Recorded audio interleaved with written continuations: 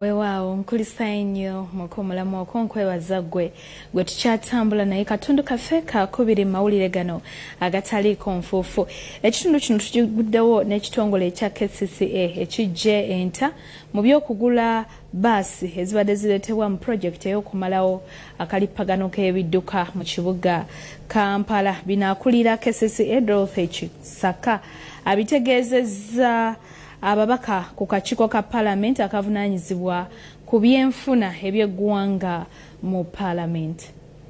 Akakiiko ka Paalamenti akavunaanyizibwa ku byenfuna by'eggwanga kasinkanya abakungu b'ekitongole kya Kcca nga bakulembeddwa minisita omubeezi wa Kampala Kabuye Fatogabye n'akulira Kcca Kcca. Bategeeza nga bwe bajja enta mu nteekateeka y'okugula Bbaasi ez'omulembe nga ssente zino kati bagenda kuziteeka mu kuzimba nguudo. Are not going to happen. Instead, we are getting 15 extra kilometers in that money. Kcca ategeeza akakiiko nti omukulembeze w'eggwanga yabasinkana omwaka ogwedde n'abawabula nti ebya Bbaasi babimma amazzi ssente baziteeke mu kukola enguudo mu kibuga.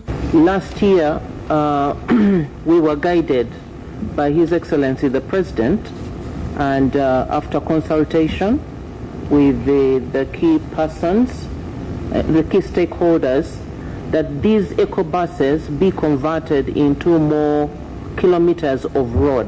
Agamba nti kati Bbaasi ezibadde zigenda okumalawo obuwumbi 12 bagenda kuzikolamu enguudo 3 okuli Mpererwa Ekiti nga lwa kilomita ezisukka mu 10 Ntinda Kisaasi, lwa kilomita 2 ne Bukoto Ntinda olwa kilomita ezisukka mu 1. Bringing a total of 15 kilometers. Kino kijja abaka mu mbeera ne batabukira ba Kcca olw'okukyusa ebyali mu kiteeso ky'okwewola ekyayisibwa Paalamenti bwe yali ekkiriza gavumenti okwewola ssente zino. We are not supposed to notify Parliament because the loan that was approved, it is very different. The objective is different. Cost of the eco buses equivalent 15 kilometers.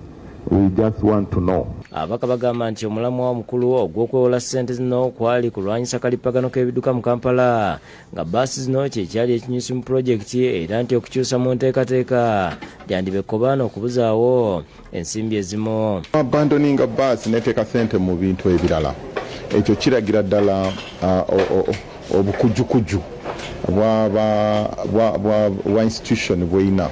Bagenza okulaba nga ebya Bbaasi bajja babala kubanga Bbaasi ebadde genda kutuuka wano tugibale tugambe nti eno Bbaasi yavuddewo bagikoledde ssente mmeka tubagambe nti eno Bbaasi babbye ssente naye biri eby'enguudo bakyalowooza nti bakyasobola okukyangirayo ssente z'omusolo. Kcca ebadde yakagula Bbaasi 50 mu pulojekiti eno n'okuzizimbirawo ezisimba ne siteegi.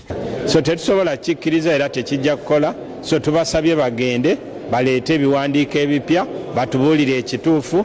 Mu ngeri y'emu akakiiko kakunyiza aba Kcca olw'okukola enguudo mu ngeri y'akadibe nga lye n'obutafaayo kuddaabiriza bitaala ku nguudo. Tunulira essente ze tu allocating nga Parliament ze tu allocatingira Kcca n'otunulira n'embeera makubo gye galimo kikwenyamiza.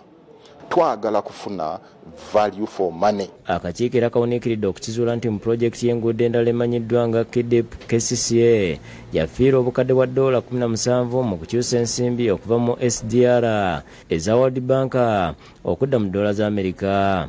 Okukyusa ssente okuzijja mu ssente ze twewoleramu okuzizza mu ssente zaffe wano e Uganda wesanga nga tufiiriddwa obuwumbi 6. Kino tekikkirizibwa era Minister of Finance twebuuza lwaki paka kati ebadde tennabatubuulira oba kuvayo na detailed analysis ya ssente mmeka ze tufiirwa buli lwe twewola mu $. Fred Kajubi n'Obed Utabe bakusakidde gweno ku Bukedde TV.